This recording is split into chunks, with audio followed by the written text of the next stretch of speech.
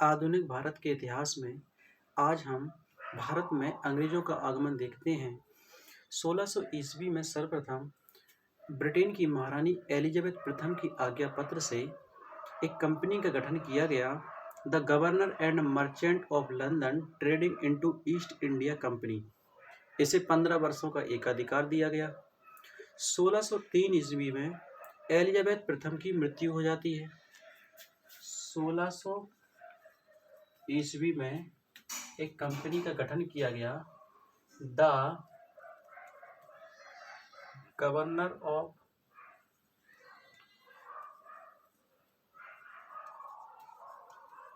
Merchant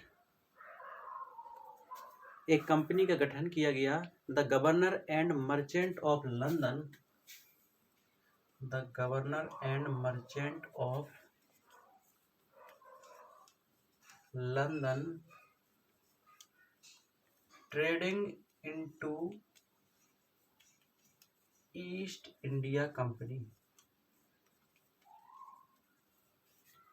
the governor and merchant of London trading into east India company का गठन किया गया और ये गठन एलिजाबेथ प्रथम जो ब्रिटेन की महारानी थी 1600 ईस्वी में, उनकी आज्ञा पत्र से किया गया। 1603 ईस्वी में एलिजाबेथ प्रथम की मृत्यु हो जाती है और यहाँ के राजा बनते हैं जेम्स प्रथम। 1603 ईस्वी में इनकी मृत्यु हो जाती है। एलिजाबेथ प्रथम की। इसके बाद यहाँ के राजा बनते हैं जेम्स प्रथम।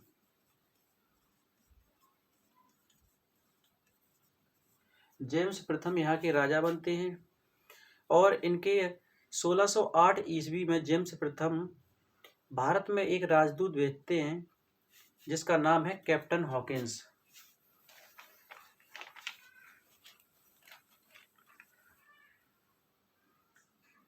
भारत में 1608 ईस्वी में एक राजदूत भेजते हैं और जब राजदूत भेजा गया तो पत्र था अकबर के नाम का, क्योंकि 1605 ईस्वी तक भारत में राजा मुगल बादशाह अकबर थे, जिसके बाद 1605 ईस्वी के बाद जहांगीर राजा बन गए बादशाह। और 1608 ईस्वी में जेम्स प्रथम द्वारा कैप्टन हॉकिंस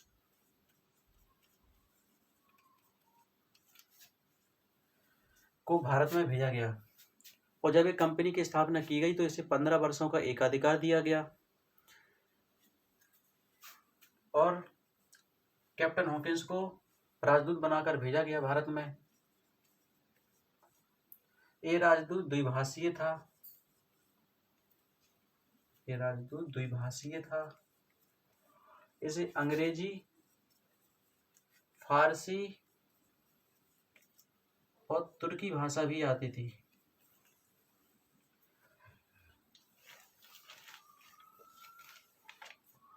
जहांगीर ने पहले व्यापार करने की अनुमति दी, फिर निरस्त कर दी। पुर्तगाली और डचों के दबाव के कारण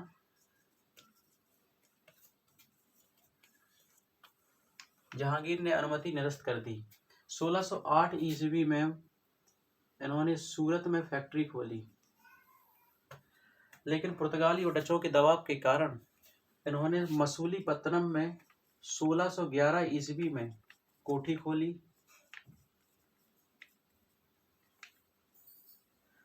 और पुनः सूरत में 1613 ईस्वी में फैक्ट्री खोली। 1613 ईस्वी में इन्होंने फैक्ट्री खोली। कैप्टन हॉकिंस हेक्टर नामक जहाज में बैठकर भारत आया था। कैप्टन हॉकिंस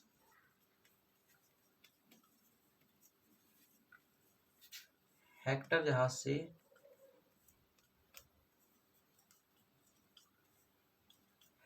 जहाज से भारत आया था। जहांगीर ने कैप्टन हॉकिंस को 400 मनसब की जागीर दी। जहांगीर ने कैप्टन हॉकिंस को 400 मनसब की जागीर दी। मनसब एक पद है जिसके नीचे होती है मनसबदार।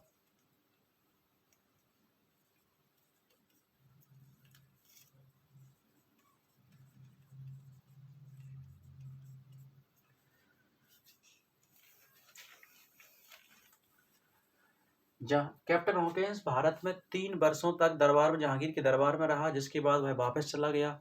इसके बाद दूसरा राजदूत आता है sir Thomas Roe. Sir Thomas Roe 1615 ईस्वी में भारत आते हैं।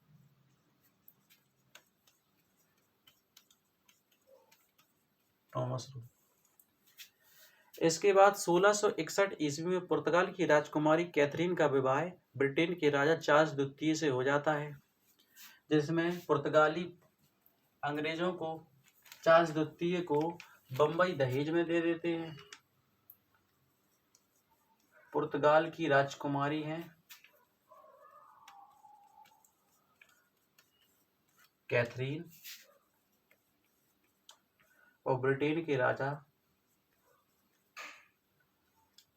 राजकुमार जिसका नाम है चार्ल्स द्वितीय।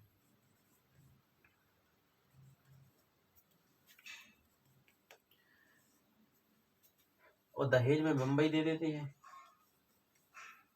1661 में इनकी शादी हो जाती है। 1668 में चार्ल्स द्वितीय बंबई को 1668 में राजा चार्ल्स द्वितीय बंबई को ईस्ट इंडिया कंपनी को दे देते हैं।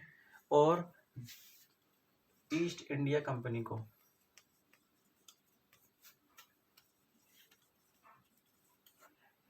कंपनी को दे देते हैं, जिसके बाद गेराल्ड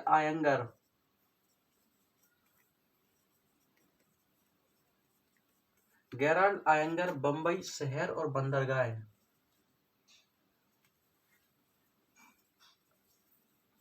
बंबई शहर की और बंदरगाह की स्थापना करते हैं या बसाते हैं। बंबई शहर की स्थापना करते हैं या बसाते हैं। 1680 ईस्वी में औरंगजेब ने कहा अंग्रेजों से कि हम 1.5% जजिया कर लेंगे बंबई में। 1.5% जजिया कर लेंगे 1668 ईस्वी में। 1680 ईस्वी में 1680 ईस्वी में जहां औरंगजेब ने कहा कि हम 1.5% जजिया कर लेंगे। अंग्रेज जजिया कर देने से मना कर देते हैं। इसके बाद 1686 ईस्वी में औरंगजेब अपनी सेना भेजते हैं और अंग्रेजों को मारकर भगा देते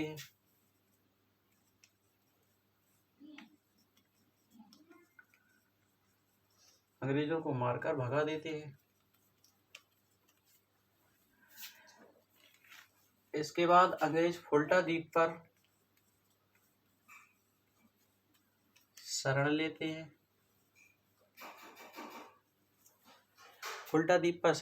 हैं। इसके बाद इस समय अंग्रेजों का लीडर है सर जॉन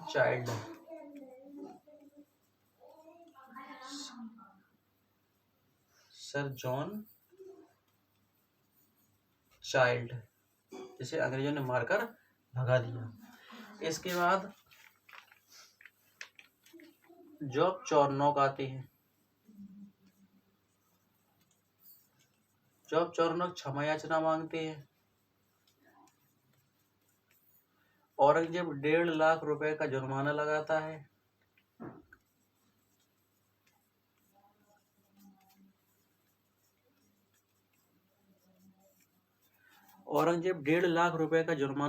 है।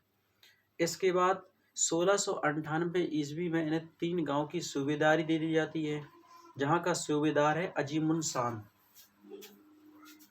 1698 ईस्वी में इन्हें 3 गांव की सूबेदारी दे दी जाती है और सूबेदारी देता है अजीमुन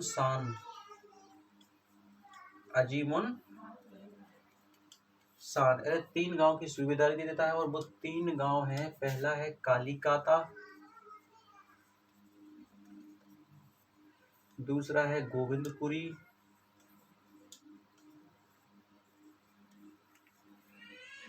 और तीसरा है सूतानाती। तीसरा है सूतानाती। 3 गांव हैं, कालीकाता, गोविंदपुरी और सूतानाती। इसके बाद औरंगजेब की 1707 ईस्वी में मृत्यु हो जाती है और इसी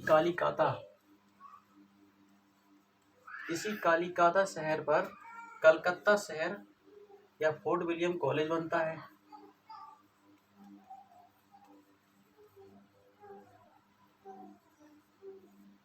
इसी कालीकाता गांव पर फोर्ट विलियम किला बनता है, जिसकी कमान चार्ल्स आयर को सौंपी जाती है। इसके बाद 1707 ईस्वी में औरंगजेब की मृत्यु हो जाती है।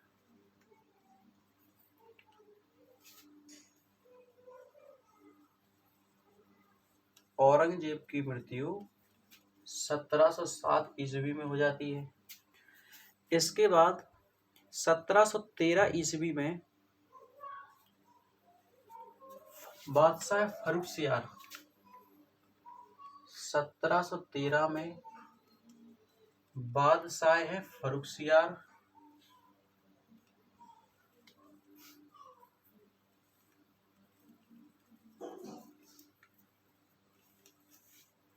बादशाह है फर्रुखसियार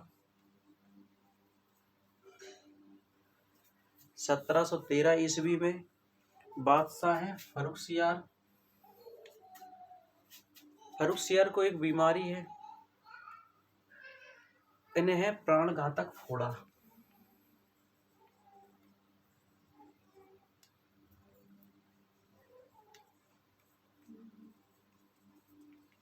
इन्हें प्राणघातक फोड़ा हो जाता है, जिसमें इनकी मृत्यु भी हो सकती थी। 1715 ईस्वी में इनके दरबार में जॉन सरमन और हैमिल्टन सर्जन 1715 ईस्वी में जॉन सरमन और हैमिल्टन सर्जन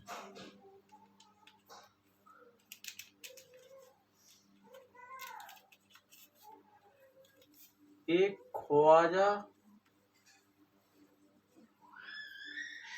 सेहुर्द एक मिशन लेकर आते हैं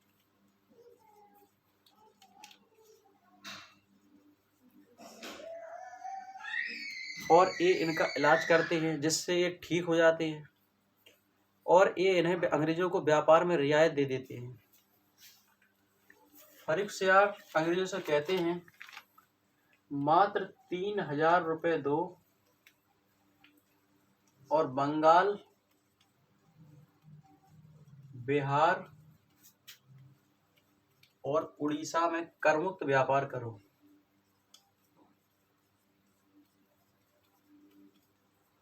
बंगाल, बिहार और उड़ीसा में करमुक्त व्यापार करो।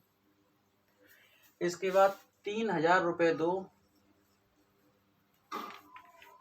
इसके बाद 10,000 रुपए दो और सूरत में करमुक्त व्यापार करो।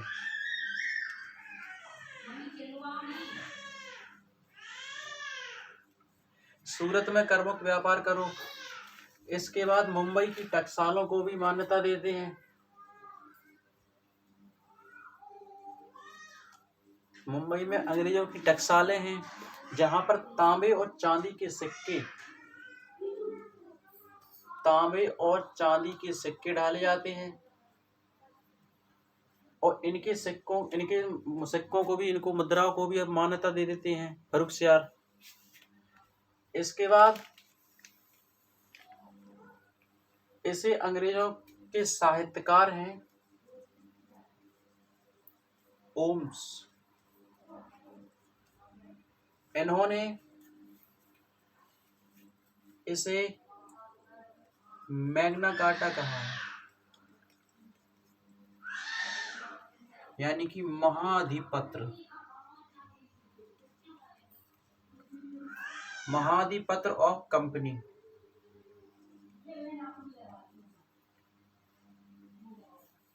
महाधिपत्र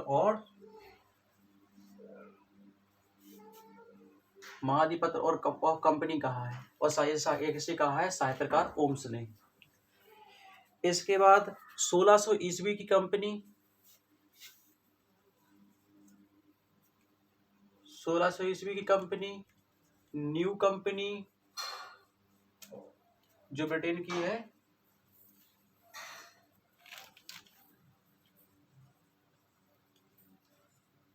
न्यू कंपनी, और विलियम तृतीय की कंपनी।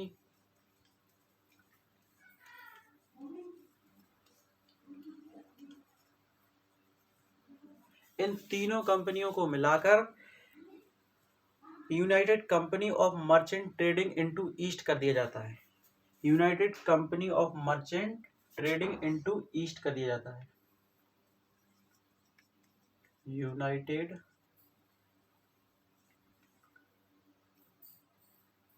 इस कंपनी को यूनाइटेड कंपनी ऑफ मर्चेंट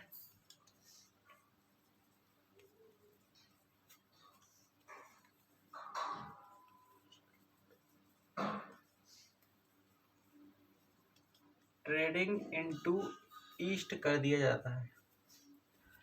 इसके बाद 1833 के अधिनियम में इस कंपनी का नाम ईस्ट इंडिया कंपनी कर दिया जाता है, और 1833 के अधिनियम में